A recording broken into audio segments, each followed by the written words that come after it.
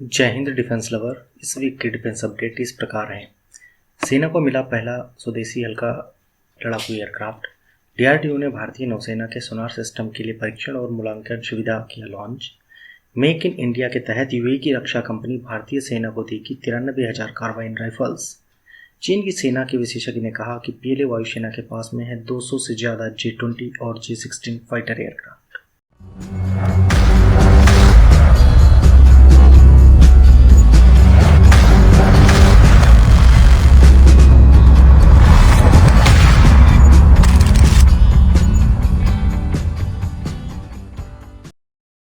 आज का पहला अपडेट है, सेना को मिला पहला स्वदेशी हल्का लड़ाकू हेलीकॉप्टर।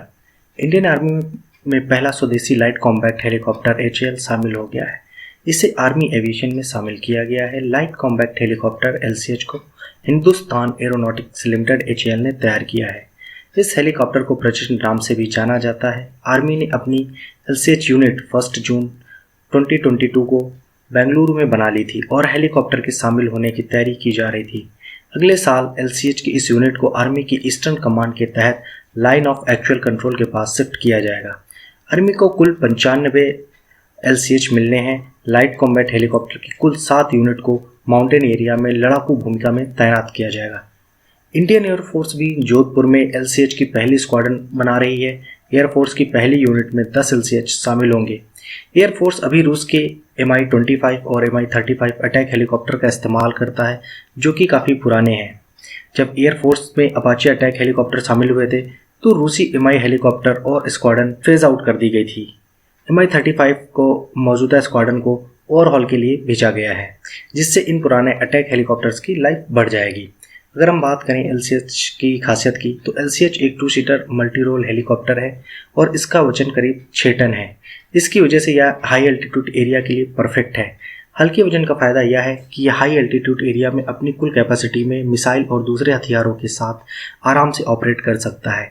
इसमें 2 लोग बैठ सकते हैं या 51.10 फीट लंबा, 15.5 फीट ऊंचा और 6500 फीट की ऊंचाई तक उड़ सकता है।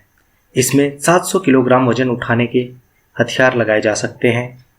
यह अधिकतम 268 किलोमीटर प्रति घंटा की रफ्तार से उड़ सकता है। इसकी रेंज 550 किलोमीटर है और एक बार में यह लगातार 3 घंटे 10 मिनट की उड़ान भर सकता है। इसमें क्लस्टर म्यूनिशन, अनगाइडेड बॉम्ब्स और ग्रेनेड लॉन्चर लगाए जा सकते हैं। इस हेलीकॉप्टर में शैप और फ्लेयर्स डिस्पेंसर्स भी हैं ताकि दुश्मन की मिसाइलों और रॉकेटों का फिल किया जा सके।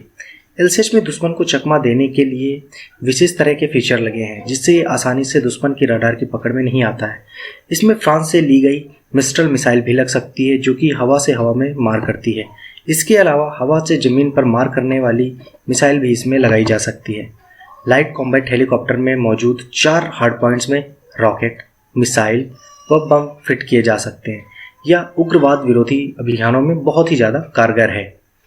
LCH की तुलना अक्सर अपाचे हेलीकॉप्टर से की जाती है, तो एक बार LCH और अपाचे दोनों की हम कंपैरिजन कर लेते हैं। अगर हम बात करते हैं इंजन की, तो LCH प्रचंड भले ही लाइट कॉम्बैक्ट हेलीकॉप्टर हो, लेकिन वजन के मामले में अपाचे से थोड़ा सा पीछे रह जाता है। अपाचे का वजन 3148 किलोग्राम है, जबकि LCH करीब 5.8 टन का है। LCH को 2 शक्ति टर्बोसेफ्ट इंजन से ताकत मिलती है, जिसमें से हर इंजन की ताकत 1430 हॉर्स पावर है।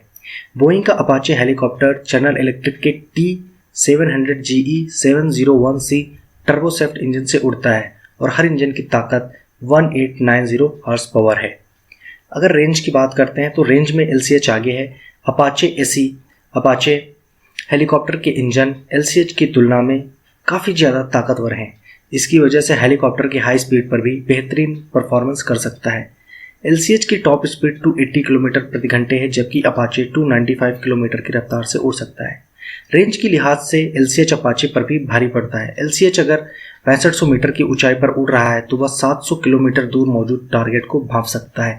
वहीं अपाचे की बात करते हैं तो 6400 मीटर की ऊंचाई पर या बस 480 किलोमीटर दूर मौजूद टारगेट का ही पता लगा सकता है। अगर बात करें हथियारों की, तो अपाचे LCH की तुलना में ज़्यादा खतरनाक है। अपाचे में 30 mm की चेन गन है, जबकि LCH में 20 mm की M621 कैनन दी गई है। अपाचे को 16 AGM-114 Hellfire anti tank guided मिसाइलों से लैस किया गया है। इसके अलावा इसमें 4 Hydra 70, 19 short folding fin aerial rocket pods और 4 सहायक फ्यूल टैंक्स दिए गए हैं। अपाचे की अगर मिसाइल्स की बात करें तो अपाचे में 2 AIM-92 स्ट्रिंगर कम दूरी की हवा से हवा में मार करने वाली मिसाइलें भी मौजूद हैं। इसकी वजह से ही हेलीकॉप्टर दूसरे एयरक्राफ्ट से खुद की रक्षा कर सकता है। वहीं अपाचे हेलीकॉप्टर में एक लांगो राडार भी है जो एक सुरक्षित दूरी पर हवा में रहने की मंजूरी देता है या एक सुरक्षित दूरी से अपने टारगेट को नष्ट कर सकता है। अगला अपडेट है, DRDO ने भारतीय नौसेना के सोनार सिस्टम के लिए परीक्षण और मूल्यांकन सुविधा को किया लॉन्च। रक्षा अनुसंधान और विकास संगठन द्वारा आत्मनिर्भर भारत और मेक इन इंडिया पहल को गति देते हुए भारतीय नौसेना द्वारा इस्तेमाल किए जाने वाले सोनार सिस्टम के लिए एक परीक्षण और मूल्यांकन सुविधा के लिए समर्सिबल प्लेटफॉर्म का फ्यूल मॉड्यूल लॉन्च किया है।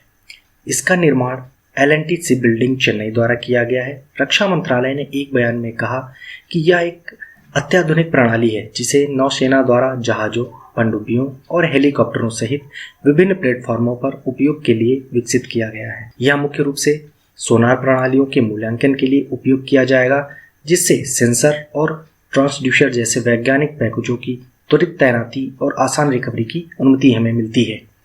स्पेस दुनिया में अपनी तरह की एक अनोखी सुविधा है। इसका डिजाइन और निर्माण भारतीय नौवाहन रजिस्टर और पोत वर्गीकरण प्राधिकरण की सभी वैज्ञानिक जरूरतों को पूरा करता है और केरल अंतर्देशीय पोत नियमों के अनुसार निरीक्षण और पंजीकरण मानदंडों का भी सख्ती से पालन करता है। अब एक बार देख लेते हैं जो हल माउंटेड सोनार सिस्टम है ये क्या होता है। तो हल mounted sonar system naval platforms का मेन अंडर वाटर सेंसर है जो कि पानी के अंदर पनडुब्बियों, मानव रहित वाहनों, ड्राइवर, डिलीवरी, डाइवर, व्हीकल और माइंस का सटीक पता लगाने में काम आता है। Submersible platform for acoustic characterization and evaluation space facility को चेन्नई स्थित L&T शिप बिल्डिंग द्वारा नेशनल फिजिकल और समुद्र विज्ञान प्रयोगशाला NPOL द्वारा अनुमानित जरूरत के आधार पर तैयार किया गया है। रक्षा मंत्रालय के मुताबिक इस सुविधा का उपयोग मुख्य रूप से सोनार सिस्टम के मूल्यांकन के अलावा फौरन तैनाती और सेंसर, ट्रांसड्यूसर जैसे साइंटिफिक पैकेजेस की आसान रिकवरी के लिए किया जाएगा। रक्षा मंत्रालय का कहना है कि स्पेस प्लेटफॉर्म का design ship building, shipping and vessel classifying authority की सभी वैधानिक जरूरतों के मुताबिक ही तैयार किया गया है और यह केरल इनलैंड वेसल रूल्स के अनुसार निरीक्षण और रजिस्ट्रेशन मानदंडों को पूरा करता है। जनवरी 2022 में केरल राज्य बिजली बोर्ड ने सोनार सिस्टम के परीक्षण और मूल्यांकन के लिए इडुक्की जलाशय में एक समर्सिबल प्लेटफॉर्म स्थापित करने के लिए NPOL को मंजूरी दे दी थी। एक बार देखते हैं कि क्या है INS सागर ध्वनि। बता दें आपको कि NPOL का अपना समुद्री ध्वनि अनुसंधान पोत है जिसे INS सागर ध्वनि के नाम से भी जाना जाता है। इसे garden rich ship builders and engineers limited में बनाया गया था। इस पोत को DRDO के लिए भारतीय नौसेना चलाती है और मेंटेन करती है। इस पोत में पर्यावरण और ध्वनि तरंगों के संचालन के लिए कई सुविधाएं दी गई हैं जो उथले और गहरे दोनों तरह के पानी में काम करती है। बता दें कि NPOL ने 1983 में पहली बार उन्नत पैनोरामिक सोनार हल माउंटेड बनाया था। अब तक इसने कई सोनार प्रणालियां बनाई हैं जिसमें बचेंद्रिया, हमसा और मेहर शामिल हैं, जिन्हें भारतीय नौसेना की पनडुब्बियों के अलावा सतह के जहाजों और हवाई प्लेटफॉर्मों पर फिट किया गया है। तीसरा अपडेट, मेक इन इंडिया के तहत यूएई की रक्षा कंपनी भारतीय सेना को देगी 93,000 कार्बाइन्स। संयुक्त अरब अमीरात की कंपनी काराइल भारतीय सेना को 93,895 कार्बाइन की आपूर्ति करेगी। मेक इन इंडिया की मुहिम के तहत यह समझौता 2018 से लंबित था। कंपनी ने भारत में सहयोगियों की भी पहचान कर ली है और भारत में राइफल बनाने के लिए अपनी प्रतिबद्धता दोहराई है। कंपनी के बयान के मुताबिक कराइकल राइफल पूरी तरह से भारत में बनने के लिए तैयार है। कराइकल के मुख्य कार्यकारी अधिकारी CEO हमद सलेम अल अमेरी ने न्यूज़ एजेंसीज को बताया कि वे पहले से ही कार 816 राइफल, कार्बाइन और स्नाइपर जिनका निर्माण यूएई स्थित कारखाने में किया जा रहा है उसके लिए 50% से अधिक कंपोनेंट्स की आपूर्ति भारत से ही ले रहे हैं। कंपनी ने भारत में कार्बाइन बनाने के लिए तकनीकी के हस्ताक्षर के लिए भी संकेत दिए हैं। 2 साल पहले प्रदर्शन और तकनीकी क्षमता के आधार पर कंपनी ने कई अंतर्राष्ट्रीय कंपनियों को पछाड़ते हुए यह बोली जीती थी और अब 12 महीने के अंदर उत्पादन शुरू करना चाहती है। क्योंकि इस फर्म ने भारत में अपने पोर्टफोलियो को बाजार में लाने के लिए आईकॉम टेली लिमिटेड के साथ भागीदारी की है। यह एक ऐसी भारतीय कंपनी है जो इलेक्ट्रॉनिक्स के क्षेत्र में काम करती है और इसे स्मॉल आर्म्स के बारे में कोई भी पूर्व अनुभव नहीं है। कराइकल के सीईओ ने कहा, हमारे भारतीय साझेदार के पास में छोटे हथियारों के बारे में पहले से कोई अनुभव नहीं हो सकता है, लेकिन वे अपनी विशाल तकनीकी विशेषज्ञता के साथ आते हैं। हम यहाँ एक विनिर्माण संयंत्र स्थापित करेंगे जहां हम बैरल के निर्माण की भी योजना बना रहे हैं। आपको हम बताते चले कि close quarter battle CQB carbine परियोजना को सेना द्वारा 2008 में अपनी पुरानी 9 मिलीमीटर ब्रिटिश स्टर्लिंग 1A1 सब मशीन गन को बदलने के लिए शुरू किया गया था, जो अभी भी इसकी सेवा में है। भारत सरकार के स्वामित्व वाले रक्षा अनुसंधान और विकास संगठन DRDO और आयुध निर्माण बोर्ड दोनों ही भारतीय थल सेना की आवश्यकताओं को पूरा करने में विफल रहे और इसलिए साल 2011 में 44,618 CQB कार्बाइन की खरीद के लिए एक वैश्विक निविदा जारी की गई थी। हालांकि इस निविदा में 4 कंपनियों इजराइल की IWI, इतालवी कंपनी बेरेटा और अमेरिकी फर्म कार्ल टॉर्सिक सौर ने भाग लिया, मगर केवल IWI ही योग्य पाई गई क्योंकि अन्य सभी दावेदार नाइट विजन माउंटिंग सिस्टम से संबंधित क्वालिटेटिव रिक्वायरमेंट को पूरा नहीं कर सके। इसके बावजूद रक्षा मंत्रालय IWI के साथ आगे के सौदे के लिए नहीं बढ़े क्योंकि यह एक एकल विक्रेता यानी कि सिंगल वेंडर वाला मामला बन गया था, जिसकी सरकार की खरीद नियमावली के अनुसार सही नहीं थी। सेना ने 2 लाख कार्बाइन की खरीद के लिए एक वैश्विक सूचना अनुरोध जारी की। फास्ट ट्रैक प्रोसीजर के तहत 93,895 कार्बाइन की खरीद के लिए एक प्रक्रिया अलग से शुरू की गई। FTP के तहत कराइकल सबसे कम बोली लगाने वाले दावेदारों के रूप में उभरा, लेकिन इसके कार 816 की खरीद का अनुबंध कई मुद्दों की वजह से परेशानी में पड़ गया था, जिसमें इसकी लागत और अन्य बोली लगाने वाले दावेदारों की तरफ से की गई शिकायतें भी शामिल थी। बाई इंडियन श्रेणी के माध्यम से खरीद का मतलब ये होगा कि कराइकल सहित कई विदेशी कंपनियां जिनके पास भारतीय फर्मों के साथ संयुक्त उद्यम हैं या आगे चलकर इसमें कोई भाग ले सकती है, इस दौड़ में बनी हुई भारत सरकार के स्वामित्व वाली OFB, अडानी समूह की PLR और कल्याणी समूह जिसका फ्रांसीसी कंपनी थेल्स के साथ गठजोड़ है, वो बनी हुई है। अगला अपडेट है, चीन की सेना के विशेषज्ञ ने कहा कि PLA वायुसेना के पास में है 200 से ज़्यादा J-20 और J-16 फाइटर जेट। चीन के सबसे शक्तिशाली कहे जाने वाले J-20 और J-16 फाइटर जेट के बारे में बड़ा खुलासा हुआ है। चीन की सेना के एक विशेषज्ञ ने कहा कि PLA वायुसेना के पास कम से कम 200 J-20 और 240 J-16 फाइटर जेट हैं। यह पहले के अनुमान से काफ़ी ज़्यादा है। चीन के सबसे ताकतवर और आधुनिक कहे जाने वाले J-20 और J-16 फाइटर जेट दुनिया के लिए रहस्य बने हुए हैं। अब चीन के हुआई एयरोस्पेस के दौरान लाल सेना के इन विमानों के बारे में बड़ा खुलासा हुआ है। चीन का यह J-20 विमान रडार की पकड़ में नहीं आता है। चीन के इन विमानों की तुलना अक्सर अमेरिका के F-35 और F-15 तथा भारत के राफेल फाइटर जेट से होती है।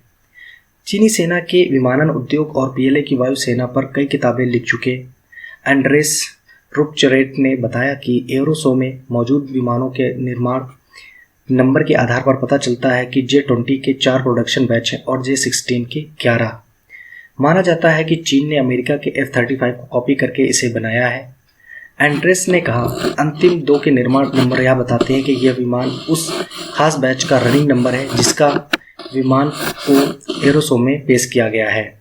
चीन ने साल 2015 में अपने J-16 फाइटर जेट को वायुसेना में शामिल किया था। यह चीन के फाइटर जेट J-11B और रूस के सुखोई 30 MKI सीरीज के विमानों पर आधारित है।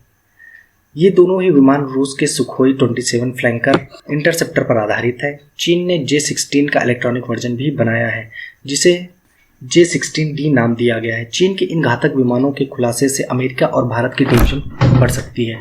हालांकि विशेषज्ञों का कहना है कि चीन के फाइटर जेट पश्चिमी देशों के मुकाबले अभी भी कमजोर हैं। आपको बताते चले कि ताइवान से तनाव के बीच चीन अपने J-20 लड़ाकू विमानों के गुणों का बखान करता फिर रहा है। चीनी वायुसेना ने दावा किया है कि उनका यह विमान दुश्मनों की स्टील्थ फाइटर जेट को खोजकर ट्रैक कर सकता है। दावा किया जाता है कि चीन ने J-20 लड़ाकू विमान अमेरिका के F-35 को कॉपी कर बनाया है। हालांकि इसकी तकनीकी F-35 के मुकाबले काफ़ी निम्न स्तर की है। जो J-20 चीनी वायुसेना में शामिल 5वीं पीढ़ी का स्टील्थ लड़ाकू विमान है। J-20 लड़ाकू विमान 2126 किलोमीटर प्रति घंटे की टॉप स्पीड से उड़ान भर सकता है। इसे चीन के चेंगडू एयरक्राफ्ट इंडस्ट्री ने बनाया है।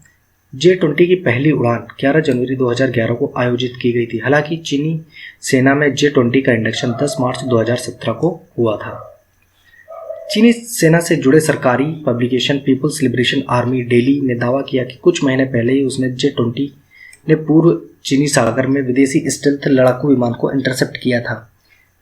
PLA डेली ने बाकायदा उस समय J-20 उड़ाने वाले पायलट यांग चुनलई से भी बात की, जिसमें चुनलई ने दावा किया था कि उन्होंने J-20 लड़ाकू विमान के राडार से पूर्वी चीन सागर में के ADIZ में प्रवेश करने वाले विदेशी स्टील्थ फाइटर जेट को ट्रैक किया है। ऐसा पहली बार हुआ है जब चीन ने स्वीकार किया है कि उसने अपने हवाई क्षेत्र में घुसे विदेशी सैन्य विमानों की पहचान के लिए J-20 का इस्तेमाल किया। चीनी मीडिया चाइना डेली ने दावा किया है कि इसका मतलब यह है कि J-20 अन्य देशों के स्टील्थ लड़ाकू विमानों का पता लगाने और पहचानने में पूरी तरह सक्षम है। आपको बताते चले कि चीन के J-20 लड़ाकू विमान को माइटी ड्रैगन के नाम से भी जाना जाता है। यह लड़ाकू विमान आवाज की 2 गुनी तेज रफ्तार से उड़ान भर सकता है। इस विमान को ज़्यादा ताकत प्रदान करने के लिए 2 इंजन लगे हुए हैं। इसमें एक ही पायलट के बैठने की सीट होती है। चीन का दावा है कि इस लड़ाकू विमान को हर मौसम में उड़ाया जा सकता है। चीन तो यहाँ तक दावा करता है कि यह लड़ाकू विमान स्टील्थ तकनीक से लैस है, जिसे कोई भी राडार पकड़ नहीं सकता है। J-20 की बेसिक रेंज 1200 किलोमीटर है, जिसे 2700 किलोमीटर तक बढ़ाया जा सकता है। इसकी लंबाई 20.3 मीटर से 20.5 मीटर के बीच होती है। इसकी ऊंचाई 4.45 मीटर और विंग स्पैन 12.88 से लेकर के 13.50 मीटर के बीच है। J-20 का खाली वजन 19,391 किलोग्राम है, जबकि यह 37,013 किलोग्राम के कुल वजन के साथ उड़ान भरने में सक्षम है, जिसमें फ्यूल और हथियार भी शामिल है। यह लड़ाकू विमान 66,000 फीट की ऊंचाई तक उड़ान भर सकता है। चीन का दावा है कि यह 2000 किलोमीटर के इलाके में किसी भी ऑपरेशन को अंजाम दे सकता है।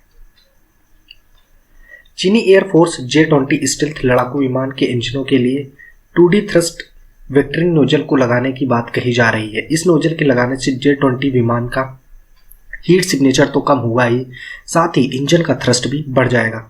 अभी तक केवल अमेरिका ही अपने F-22 रैप्टर में 2D वेक्टर नोजल का इस्तेमाल करता है।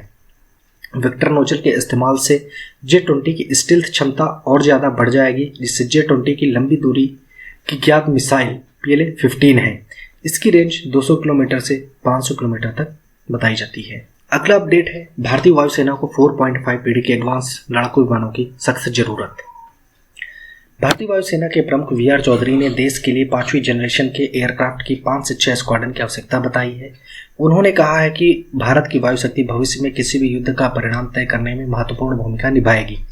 वायुसेना प्रमुख ने बताया कि RFI इशू हो गया है और आगे की कोशिश जारी है। भारतीय वायुसेना की युद्ध क्षमता को बनाए रखने और बढ़ाने के लिए आधुनिक विमानों को शामिल करने पर जोर दिया है। उन्होंने कहा, इसमें कोई शक नहीं है कि भविष्य में दुनिया में कहीं भी किसी भी संघर्ष में वायु शक्ति संघर्ष के परिणामों को तय करने में महत्वपूर्ण और आवश्यक भूमिका निभाएगी।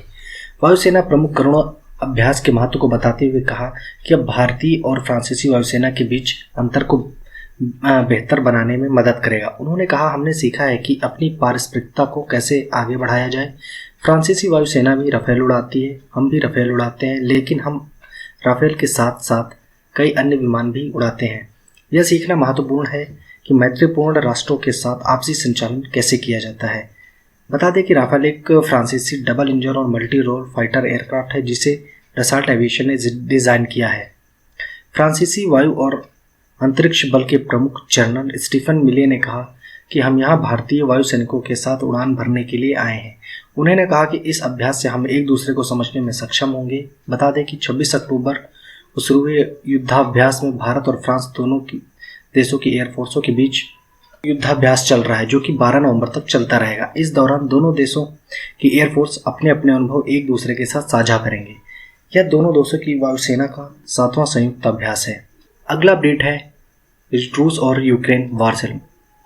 रूस और यूक्रेन के बीच चल रहे युद्ध में एक नया मोड़ आता दिख रहा है। रूस और यूक्रेन के बीच युद्ध 9 महीने लंबा खिंच चुका है। जमीन पर स्थिति अभी भी विस्फोटक बनी हुई है और दोनों तरफ से आक्रमण हो रहा है, लेकिन इन 9 महीनों में पहली बार रूस बैकफुट पर नजर आया है। न्यूज़ एजेंसीज की माने तो रूस ने खेरशान में अपनी सेना को वापस बुलाने के आदेश जारी कर दिए हैं और ये वही इलाका है जहां पर एक वक्त रूसी सेना में अपना कब्जा जमाया था। रूस की सरकारी मीडिया के अनुसार रूसी रक्षा मंत्री सरगई शोइगु ने अपनी सेना को खेरशान से पीछे हटने के लिए कह दिया है। इसकी वजह सेना को पूर्वी हिस्से में मोर्चा संभालने के आदेश दिए गए हैं। उन्होंने कहा कि हम इस समय अपने सैनिकों की जान बचाएंगे। उन्हें पश्चिम इलाके में यूं सक्रिय रखना जानलेवा साबित हो सकता है। इससे अच्छा हम उनका दूसरे इलाकों में इस्तेमाल कर सकते हैं। रूस के इस आदेश के कई मायने निकाले जा सकते हैं। एक तरफ खेरसान से रूसी सेना की वापसी के साथ ही यूक्रेन में कोई भी ऐसा इलाका नहीं रहेगा जहां पर उनके पास निर्णायक बढ़त रहे। वहीं दूसरी तरफ कुछ एक्सपर्ट इसे यूक्रेन की एक बड़ी जीत भी मानते हैं और युद्ध के खत्म होने का संकेत भी। यहाँ पर खेरसान के बारे में जानना जरूरी है, तो आपको बताते चले कि खेरसान वो इलाका है जो क्रीमिया से सटा हुआ है। क्रीमिया पर रूस ने साल 2014 में अपना कब्जा जमा लिया था। तब से लगातार रूस का उस इलाके में दबदबा बढ़ता रहा है और यूक्रेन को ज़्यादा कुछ करने का मौका नहीं मिला। लेकिन अब जब रूस खेरसान से अपनी सेना को वापस बुलाने की बात कर रहा है, उस स्थिति में क्रीमिया में भी यूक्रेन आक्रामक रुख अपना सकता है। अगर ऐसा होता है तो ये रूस के लिए एक बड़ा झटका साबित होगा। बड़ी बात यह भी है कि खेरसान के जरिए ही रूस सीधी काला सागर तक पहुंच सकता है, लेकिन अगर यूक्रेन यहां पर एक्टिव हो जाता है तो ये रूस के लिए बड़े खतरे की घंटी होगी। यूक्रेन के दक्षिण ऑपरेशनल कमांड ने भी ये जानकारी दी कि रूस ने काला सागर में अपनी मौजूदगी बढ़ा दी है। यहाँ इसने अपने 18 जहाज़ों को तैनात कर लिया है, जिसमें से एक मिसाइल वाहक भी है।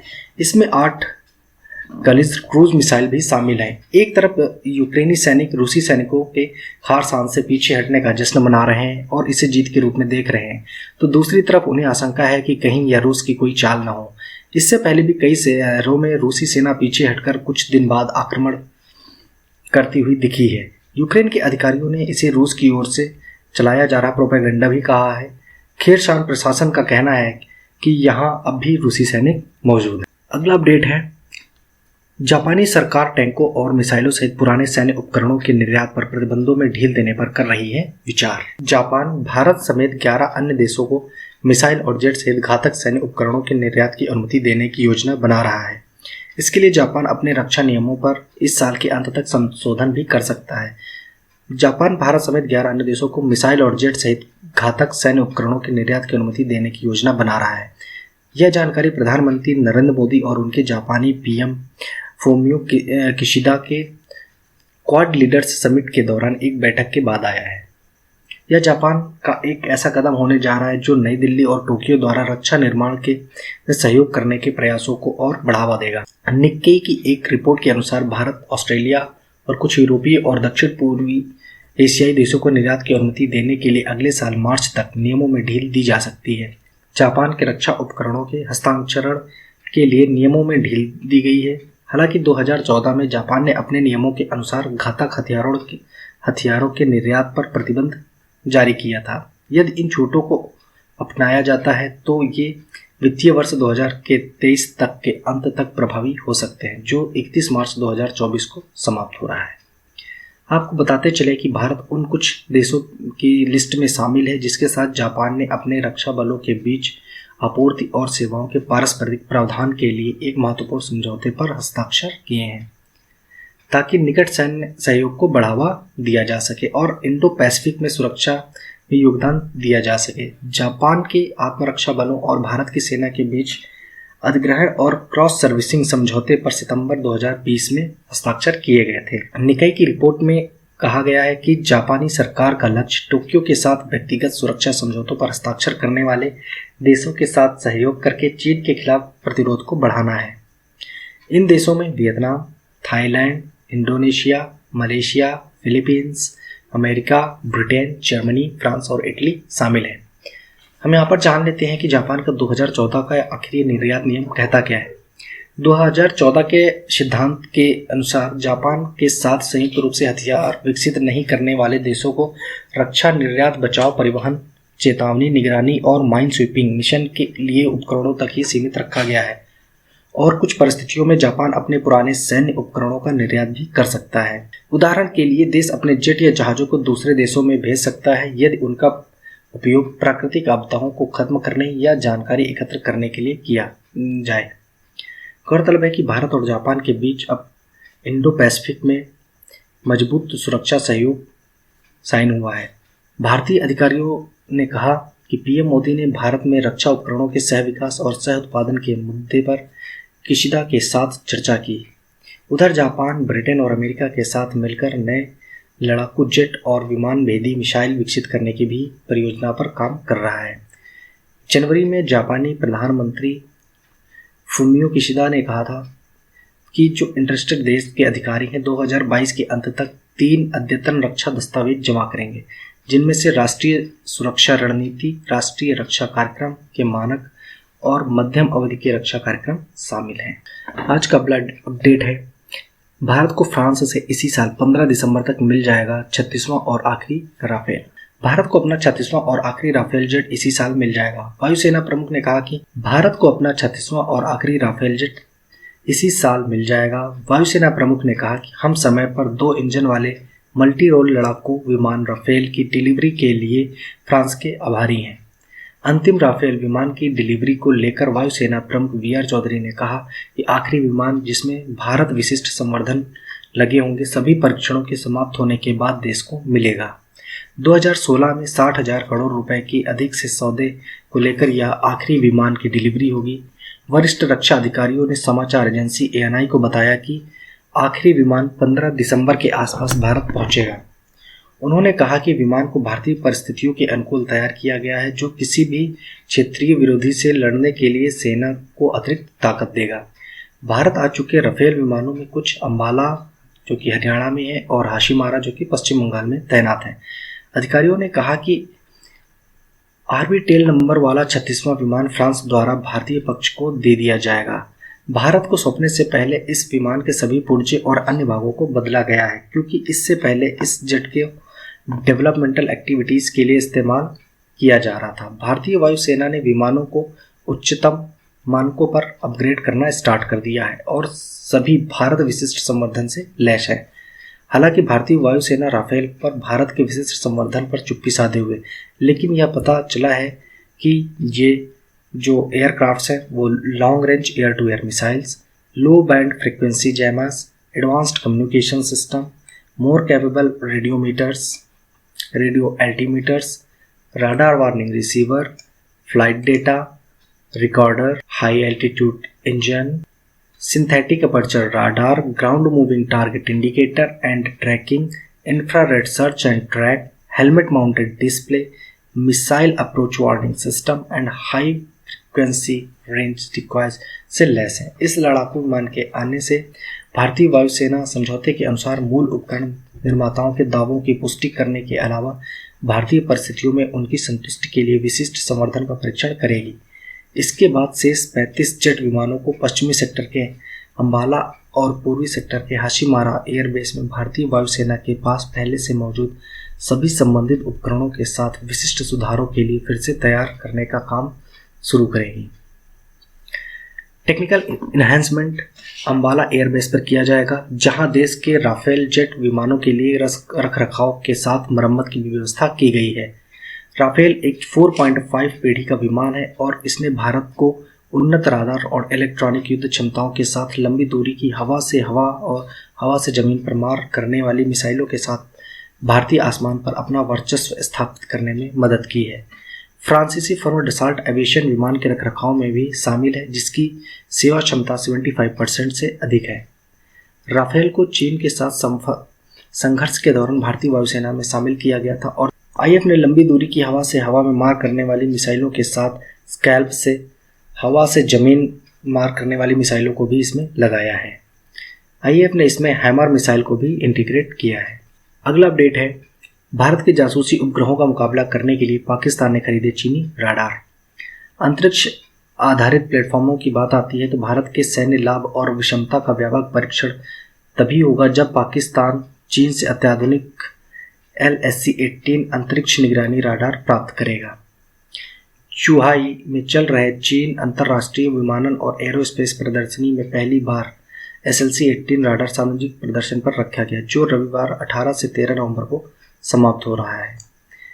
10 मीटर लंबा SLC-18 राडार लो अर्थ ऑर्बिट ग्रहों का पता लगाने में बहुत प्रभावी है और यह राडार सभी परिस्थितियों और स्थितियों में सही से काम करता है। इसका सबसे बड़ा फायदा यह है कि यह बहुत ही सस्ते दाम पर आता है। SLC-18 का निर्माता चीन के स्वामित्व वाला China electronics technology group corporation है, जो पीपुल्स लिबरेशन आर्मी के लिए इलेक्ट्रॉनिक सिस्टम और घटक, मिसाइल, राडार आदि को विकसित करता है। पाकिस्तान को राडार प्रणाली की आपूर्ति के चीनी इरादे की पुष्टि करते हुए CETC के उप महाप्रबंधक सुन लई ने कहा, यह राडार मित्र देशों की सेवा के लिए अंतरिक्ष लक्ष्यों की अपेक्षाकृत किफायती जमीन आधारित निगरानी प्रदान करता है and it also offer the situational awareness capabilities against low orbit satellites। सैन्य रूप से चीन पाकिस्तान को सबसे बड़ा हथियार निर्यातक है और पाकिस्तान को विमान, मिसाइल और पनडुब्बियों की आपूर्ति करता है। स्वीडिश थिंक टैंक सिप्री, जो हथियारों के हस्तांतरण को ट्रैक करता है, के आंकड़ों के अनुसार 2017 से 2021 कि 5 वर्षों में चीन ने पाकिस्तान को आयात किए गए कुल हथियारों का 72% आयात किया है। CETC ने दावा किया है कि ये पूरी तरह से घरेलू उत्पाद हैं और इसमें स्थानीय सेमी कंडक्टर चिप्स लगाए गए हैं। एंटी सैटेलाइट SLC-18 राडार कई LEO जासूसी उपग्रहों को प्रभावी ढंग से विफल कर सकता है। जब एक बार उपग्रह का पथ SLC-18 द्वारा ज्ञात हो जाता है तो संवेदनशील भू आधारित प्लेटफॉर्म और इंस्टॉलेशन संकेतों का पता लगाने के लिए यहाँ तक कि परेशानियों से बचने के लिए पर्याप्त कार्रवाई कर सकते हैं। पाकिस्तान के पास चीन की HQ-9P हिमैट्स प्रणाली भी है, जिसे अक्टूबर 2021 के मध्य में पाकिस्तानी सेना की वायु रक्षा में शामिल किया गया था। HQ-9 is intended to significantly enhance the comprehensive layered integrated air defense shield of Pakistan। माना जाता है कि यह सिंगल शॉट किल संभावना के साथ 100 किलोमीटर से अधिक की दूरी पर विमान, क्रूज मिसाइल और दृश्य सीमा से परे हथियारों सहित कई हवाई लक्ष्यों को रोकने में सक्षम है। आज का लास्ट अपडेट है, भारतीय firm Kalyani strategic system limited को होवित्जर की आपूर्ति के लिए 155 मिलियन अमेरिकी डॉलर का ऑर्डर प्राप्त हुआ। भारतीय firm Kalyani strategic system limited को होवित्जर की आपूर्ति के लिए 155 मिलियन अमेरिकी डॉलर का ऑर्डर प्राप्त हुआ है। हालांकि बाबा कल्याणी के स्वामित्व वाली कंपनी खरीदार का खुलासा नहीं किया है, लेकिन फाइनेंशियल एक्सप्रेस की रिपोर्ट के हवाले से बात कही जा रही है कि पुणे बेस्ड कंपनी का सऊदी अरब के साथ ही करार हुआ है। कंपनी ने एक बयान में कहा, हमें यह बताते हुए खुशी हो रही है कि कंपनी की पूर्ण स्वामित्व वाली सहायक company Kalyani strategic system limited को 155 mm आर्टिलरी गन प्लेटफॉर्म के लिए 3 साल की समय सीमा में आपूर्ति का एक निर्यात आदेश दिया गया है। कंपनी के अनुसार इस डील से मेड इन इंडिया हथियारों के निर्यात में मजबूती आएगी और बढ़ावा मिलेगा। इसके साथ ही यह आत्मनिर्भर भारत के एजेंडे के अनुरूप में भी होगा। पुणे की जानी मानी कंपनी कल्याणी कंपनी भारतीय सेना के लिए स्वदेशी अटैक्स यानी एडवांस टॉयड आर्टिलरी गन सिस्टम भी तैयार कर रही है। इसी गन से इस साल स्वतंत्रता दिवस के मौके पर लाल किले से 21 तोपों की सलामी दी गई थी। इसके अलावा कल्याणी ग्रुप की M4 कॉम्बैट व्हीकल को भारतीय सेना ने पूर्वी लद्दाख में चीन से सटी LAC पर सैनिकों की मूवमेंट के लिए खरीदा है। प्रधानमंत्री ने रक्षा उद्योग से वैश्विक बाजार के लिए अपने उत्पादों को विकसित करने और 2025 तक 5 बिलियन अमेरिकी डॉलर के लक्ष्य को प्राप्त करने का भी आग्रह किया है। रिपोर्ट के मुताबिक साल 2020 में कल्याणी ग्रुप ने 2 Bharat 52 alpha and 155 mm 52 calibre टोप्ड होवित्जर को ट्रायल के लिए सऊदी अरब भेजा था। यह खबर ऐसे मौके पर आई है जब एक तरफ भारत अपना हथियारों का बाजार निर्यात के लिए बड़ा करना चाहता है तो दूसरी ओर सऊदी अरब का मुख्य हथियार सप्लायर अमेरिका उससे नाराज चल रहा है। यहाँ तक कि अमेरिका के कई सांसद तो सऊदी अरब को हथियार सप्लाई रोकने का भी प्रस्ताव दे चुके हैं। पहले भारत की बात की जाए तो इस समय विदेशी बाजार में हथियारों के मामले में अपनी पकड़ मजबूत करने की कोशिश कर रहा है। भारत का लक्ष्य है कि साल 2025 तक हथियार और सुरक्षा उपकरणों का निर्यात कम से कम 5 अरब डॉलर तक पहुंचा दिया जाए। हाल ही में फिलीपींस और अर्मेनिया के साथ हथियारों के सेक्टर में भारत की बड़ी फाइनल डील हुई है। साल 2014 से लेकर अभी तक भारत करीब 30,000 करोड़ के हथियारों का निर्यात कर चुका है। इसमें साल 2022 यानी वर्तमान साल की पहली 2 तिमाही में ही 8,000 करोड़ रुपए का निर्यात किया गया है। वित्तीय साल 2021-22 में भारत का हथियारों के सेक्टर में निर्यात सबसे उच्च स्तर पर रहा है। इस दौरान करीब 13,000 करोड़ के हथियारों का निर्यात किया गया। सबसे खास बात है कि इन हथियारों में करीब 70% वो थे जिन्हें प्राइवेट कंपनियों ने बनाया है। सऊदी अरब का सबसे बड़ा हथियार सप्लायर अमेरिका है। हाल ही में अमेरिका के कई सांसदों ने यह मांग की कि दोनों देशों के बीच हथियारों की सप्लाई को रोक दिया जाए। सांसदों ने कहा कि अमेरिका अपनी ओर से सऊदी को सप्लाई किए जाने वाले सभी तरह के सुरक्षा उपकरणों पर रोक लगा दे। उन्होंने दावा करते हुए कहा कि अगर अमेरिका ऐसा कर देता है तो सऊदी अरब की वायुसेना 1 महीने के भीतर ही खत्म हो जाएगी। तो ये थे इस वीक के टॉप 10 डिफेंस अपडेट। ऐसे ही डिफेंस अपडेट को फॉलो करने के लिए हमारे चैनल को लाइक करें और बेल आइकन को प्रेस करें। जय हिंद, जय भारत।